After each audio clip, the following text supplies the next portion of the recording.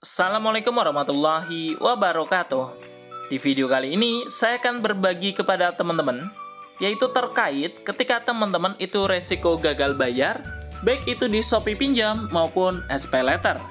Jadi bagi teman-teman yang mungkin belum bisa mengangsur, baik itu di Shopee Pinjam maupun SPayLater, kalian itu wajib simak video ini sampai akhir, agar teman-teman itu tahu apa saja resiko yang akan kalian terima ketika teman-teman itu gagal bayar ataupun telat bayar, baik itu di Shopee Pinjam maupun SPayLater.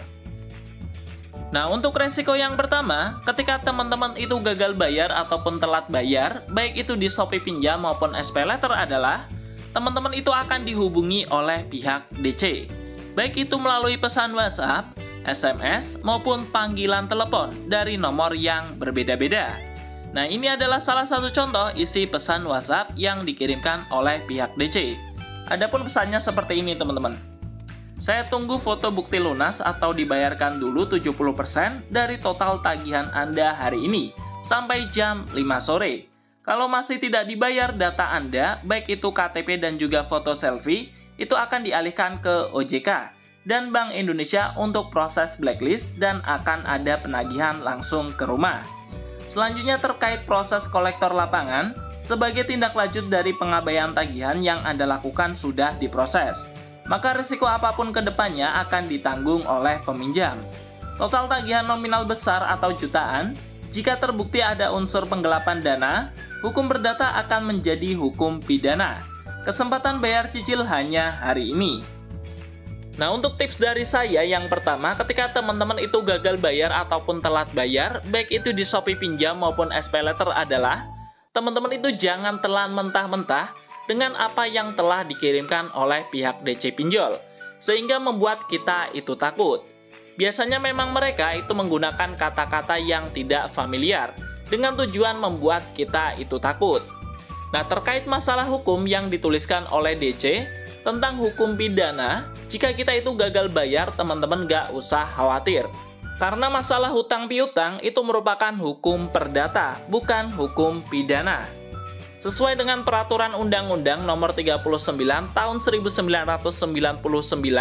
tentang Hak Asasi Manusia Pasal 19 Ayat 2, menjamin bahwa seseorang itu tidak boleh dipidana penjara karena tidak mampu memenuhi kewajiban dalam perjanjian utang piutang. Sekali lagi saya sampaikan, bahwasanya masalah hutang piutang merupakan hukum perdata, jadi bukan pidana. Terkecuali jika teman-teman itu menyalahgunakan data orang lain, baik itu di Shopee Pinjam maupun SPayLater, maka kalian itu bisa dipidana, karena telah menyalahgunakan data milik orang lain. Kemudian untuk resiko yang kedua, ketika teman-teman itu gagal bayar ataupun telat bayar, baik itu di Shopee Pinjam maupun SPayLater adalah kalian akan dikunjungi oleh pihak DC lapangan. Biasanya teman-teman area Jabodetabek yang akan dikunjungi oleh pihak DC apabila kalian itu gagal bayar maupun telat bayar. Nah, untuk di daerah-daerah lainnya itu jarang ada DC lapangannya. Jadi jika kalian itu di luar Jabodetabek, resiko didatangi DC itu sangatlah kecil. Kemudian untuk resiko yang ketiga, ketika teman-teman itu telat bayar ataupun gagal bayar, baik itu di Shopee Pinjam ataupun SPayLater adalah kalian akan dikirimkan surat somasi atau surat gugatan sebagai peringatan karena kalian itu gagal bayar di Shopee Pinjam maupun SPayLater. Nah, teman-teman itu nggak usah takut dengan surat somasi ini, karena surat somasi ini itu isinya hanya jumlah tagihan yang harus teman-teman bayar saja. Jadi apabila teman-teman itu mendapati surat tersebut, teman-teman silahkan terima saja suratnya dan kalian nggak usah panik.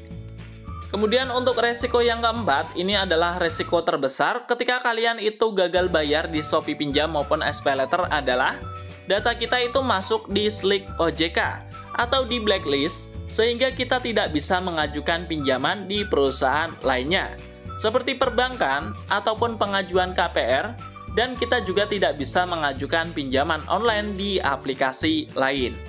Nah, jadi itu dia teman-teman, terkait resiko ketika kalian itu gagal bayar di Shopee Pinjam maupun SPayLater. Mungkin itu saja dari saya, kurang lebihnya mohon maaf. Jangan lupa subscribe channel ini dan like video ini. Wassalamualaikum warahmatullahi wabarakatuh.